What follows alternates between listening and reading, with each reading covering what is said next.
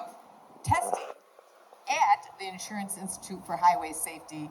So close enough, well, okay. So he can tell you anything you would want to know about these two cars and the tests that were done. So Sean, just whatever you'd like to share with us. I'd like to say that as we were testing these vehicles for the rear underride as well, we tested 3 side impact crashes and 35 rear underride test crashes. And during this time, we're also doing our normal crashworthiness evaluations. And I had 2 engineering managers from the auto manufacturers tell me they wish they had problems this easy to fix. And it's true. We're all engineers, but this is not a rocket science to put an underride guard on a trailer. It is a cost, and like I mentioned, they need to figure out what that cost is worth.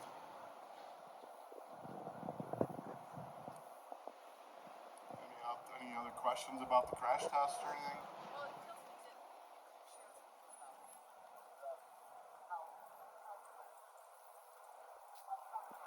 Oh yeah, let me go back. In 2013, we started testing these trailers underride. And by 2015, we decided to give one trailer manufacturer, Manac, an award for passing all 3 of our tests. And then another trailer manufacturer, Vanguard, stepped up and said, we want to pass all 3.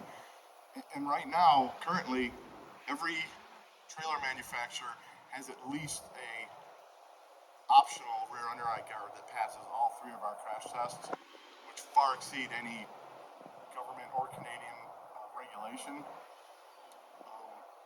I just conservatively think it's about 1 million trailers have been sold in the last 6 years that are stronger than the trailers that would have been sold had we not implemented our tough guard order.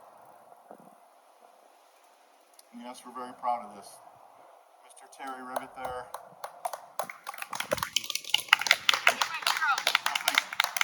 We do our best. It's hard to, it's a fine line at times, but we try to do the right thing. He survived because of a Stoughton trailer that the previous year we had tested and it didn't have our Tough Guard award. I guarantee you he would not be on that poster right now if he hit it the year earlier at Stoughton trailer. And he would admit that too. Does anybody have any questions for Sean? I'm proud of you. It is very rewarding. All of our crash tests, our programs are very rewarding.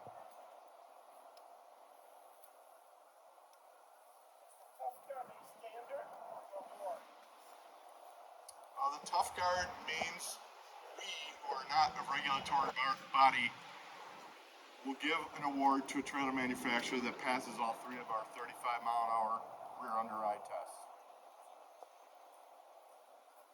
And like I mentioned, every trailer manufacturer has at least an optional one. Most are standard. In 2015, I used to live in Michigan, go back and forth all the time. 2015, I saw 2 Tough Guard trailers. This summer, I stopped counting at 300. It was pretty impressive.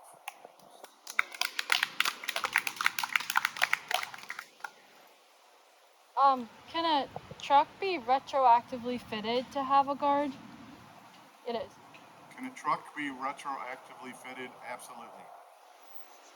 I mean, there are 8 or 9 dry van trailers. That's the big white ones. Manufacturers, but they're all 95% the same. They would probably argue that, but if you look under those, you could not tell the difference. And some of the manufacturers actually have a retrofit kit that they have available. And again, that's for the rear guard. Just the rear guard.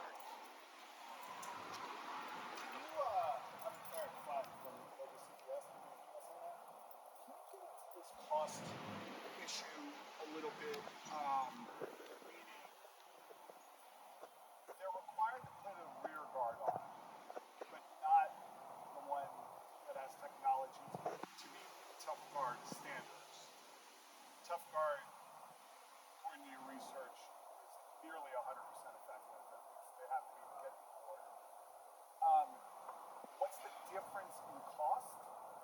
to a manufacturer, and I don't know how specific it can be per unit or guard, like what is that cost that they're trying to save to use the minimum standard if in fact they are? Well, For those that are like just sell a standard or one without the tough guard? good question. Just from engineering standpoint, it's 30 extra pounds of steel on each side of the trailer. That's all they really had to do is put an additional vertical support on the outside of the trailer. 80 pounds total, maybe, I'm not sure of the money, maybe $100. That would be up to the trailer manufacturer. They're all different. The one that Mr. Rivet hit, that's a really strong one. Some of the other ones that pass their tests are a little bit weaker, but they're still 100% better than they were without the outside vertical support. It's unclear at this point, at least it's unclear to everybody outside the trucking industry or manufacturer, what that bottom line cost to fix is. You would have to ask them, and you'd be reluctant to tell you, but they are all still doing it. None of them have started with a tough guard because, like I said, they don't have to have a trailer underride guard that wins our award. They could have one that passes the NHTSA standard, but none of them have backed off.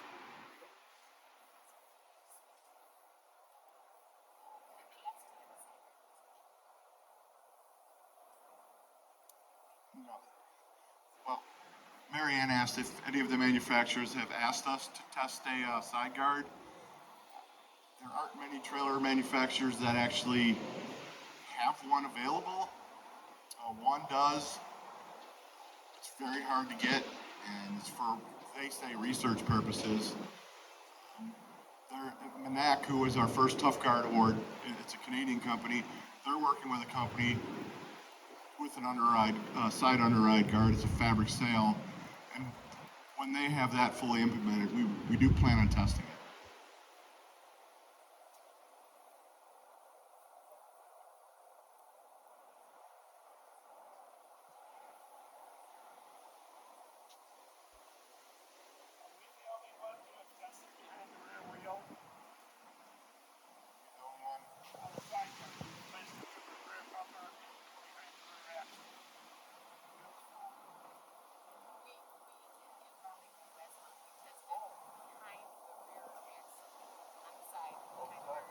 Yeah, you guys are probably the only ones that have done that.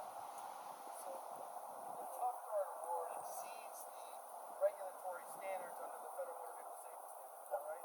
Both here and Canada.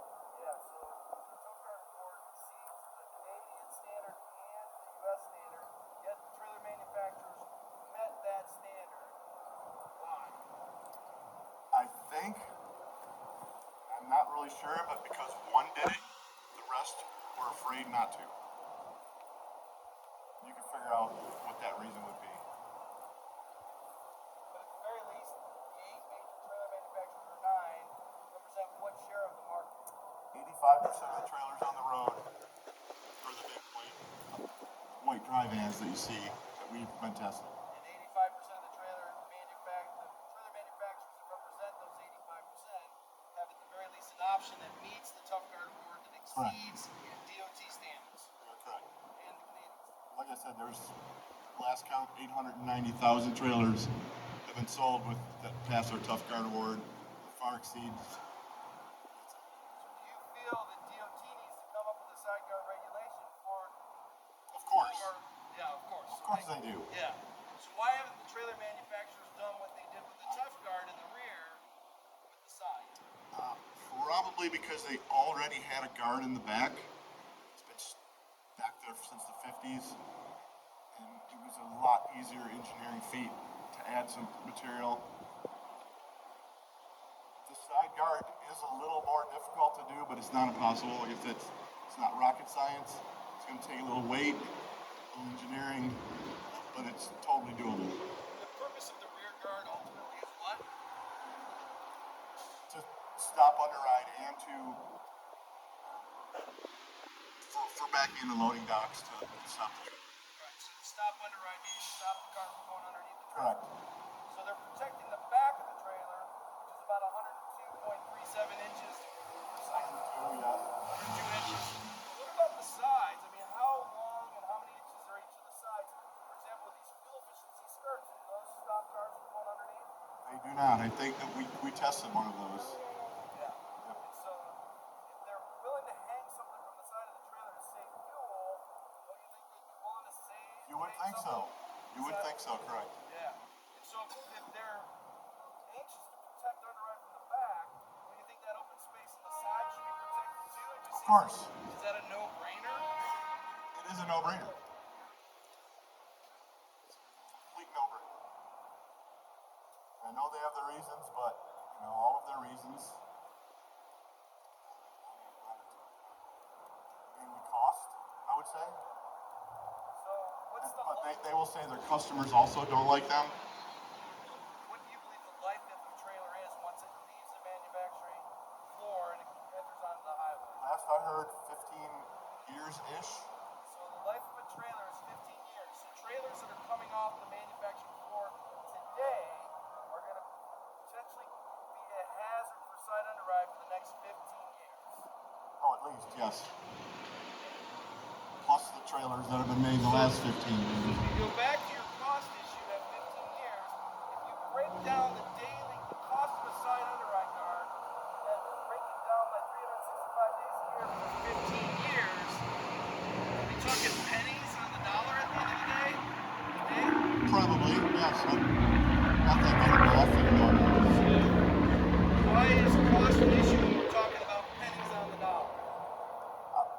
I'm not a trailer manufacturer. Personally, I would do it because it works. There's one that worked and one that didn't.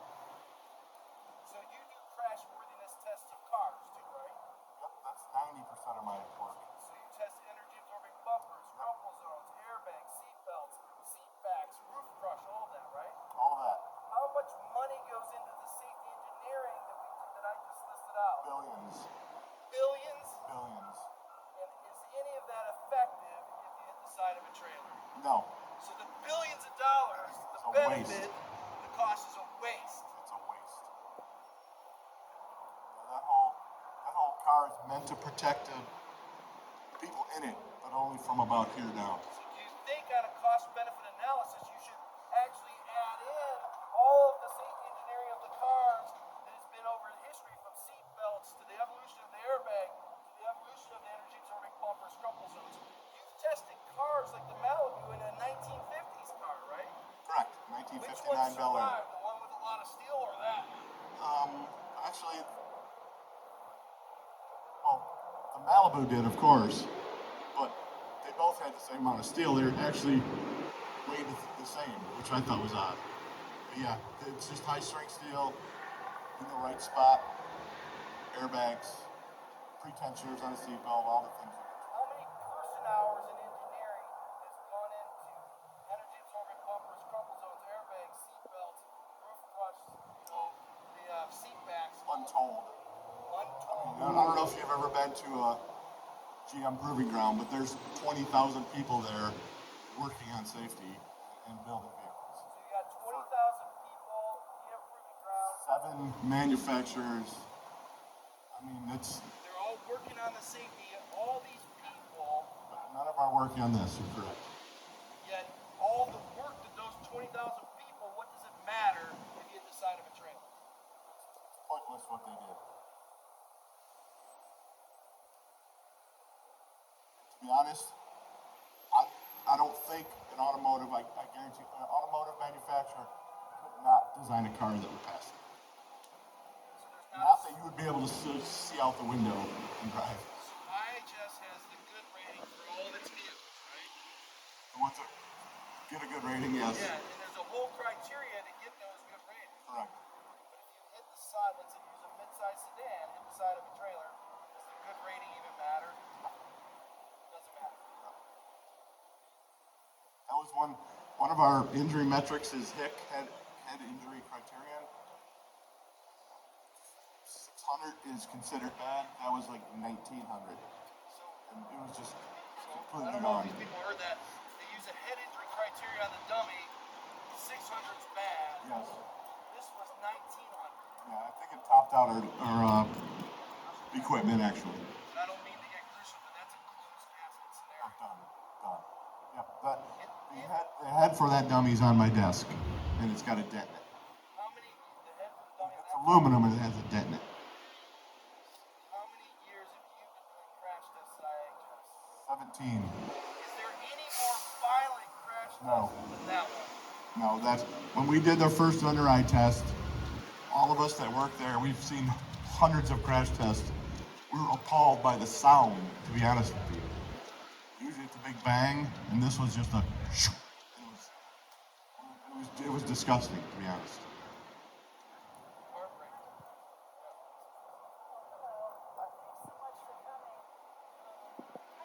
Are cars with automated emergency braking able to detect and prevent underrides in the absence of an underride guard? Or do they need to have an underride guard there to even recognize that there's Good question. yeah. Yep. She asked if auto emergency braking and forward collision warning can detect semi-trailers. We're actually doing a study on that right now. So far, the results have shown that the vehicles we've tested, we've only done maybe 10, 12, but most of them do see the trailer. On the side, we're not so sure yet. We have to figure out how to safely do that because we have technicians and we don't want this to happen. But for the rear, the alert goes off and we're able to swerve out of the way if it doesn't auto brake. But yeah, we don't want to try that on the side. It's possible that the radar and the camera would just go look right under the trailer and not see it. And that may be where a skirt would just help. Just an aerodynamic skirt that doesn't stop a car. That's still future. So it's possible the underride guard will be necessary for the automated emergency braking. Correct. Stop cars. Yep. The radar and camera needs to see something to know something is there that they need to stop for.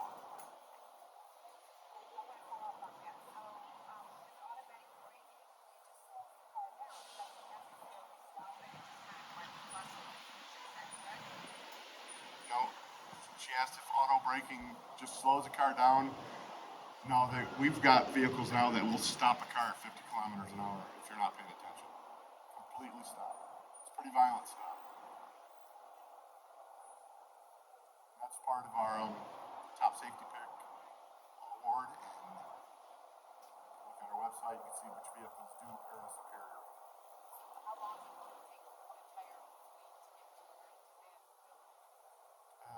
How long will the current fleet? 20 years. Before, we're in, yep, correct. We're still gonna have front to rear bumper crashes, side crashes, yeah.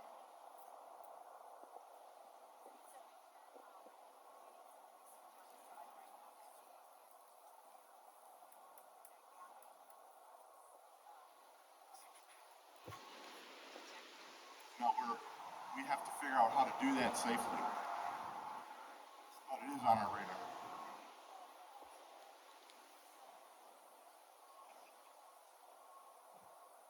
Again, I truly feel for all of you that have lost somebody, and we're doing our best. We don't have an unlimited budget. Some people doing our best.